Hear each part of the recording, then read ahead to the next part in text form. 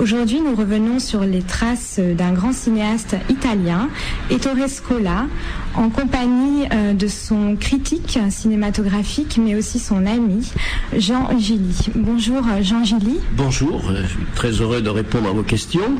Je suis ravie que vous ayez accepté mon invitation dans cette émission.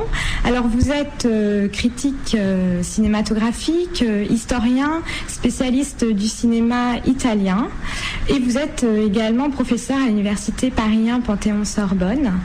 Alors en ce moment à Enghien-les-Bains s'organise une exposition autour de l'œuvre d'Ettore Scola, notamment ses dessins de jeunesse lorsqu'il était journaliste dans une revue satirique à Rome, le Marque Aurelio. Et il croque différents dessins humoristiques, surtout des personnages, des attitudes plus ou moins cruelles et tendres.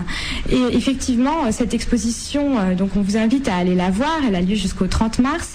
Elle nous révèle en fait un talent qu'on ne connaissait pas d'Ettore Scola, mais qui nous montre bien toujours son sens aigu de l'observation et aussi son grand humanisme. Alors à cette occasion, il y a aussi un livre qui est sorti aux éditions ISM Éditions en collaboration avec le Centre des Arts d'Enghien-les-Bains, dont vous êtes l'auteur, et vous revenez pour la première fois dans un livre sur l'œuvre complète d'Ettore Scola. Vous revisitez un peu tous ses films. Alors parlez-nous de votre rencontre avec Ettore Scola et puis ensuite un peu du contenu de ce livre. Moi, je dois dire que j'ai commencé à m'intéresser au cinéma italien dès les années 60. J'étais un cinéphile. Je fais partie de cette catégorie d'individus qui, dès l'enfance, ont donné au cinéma, accordé au cinéma une très grande place, qui se sont sans doute plus formés en voyant des films qu'en lisant des livres. D'abord, je pense que vous savez, les sympathies, c'est immédiat ou ça n'est pas.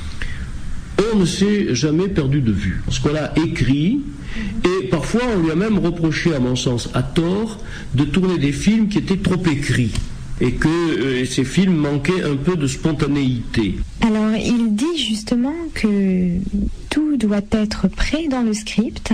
C'est ce qu'il a dit l'autre jour à l'inauguration. Même l'improvisation doit être prévue, en fait. Alors, on l'écoute d'ailleurs ses propres paroles à ce sujet. J'ai commencé comme écrivain de film, pas comme metteur en scène.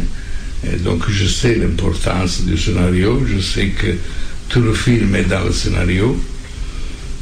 Même quand on parle des improvisations, des choses qui naissent pendant les reprises, oui, ça peut arriver, mais à condition que chaque improvisation soit déjà prévue dans le scénario. Alors là, on peut improviser, mais sinon on n'improvise rien.